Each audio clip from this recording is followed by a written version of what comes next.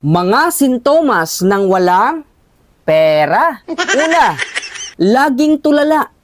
Hindi nakakausap ng maayos dahil sa iniisip na mga bayarin. Pangalawa, mainit din ang ulo.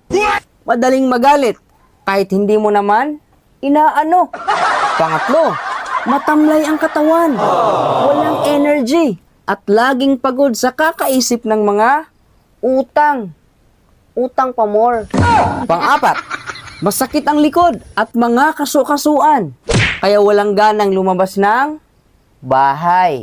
At ang panglima, panlalabo ng paningin. Lalo na kapag dumating na ang bills ng tubig at kuryente. At para hindi lumala ang mga sintomas na yon, eto ang mga reseta para sa inyo.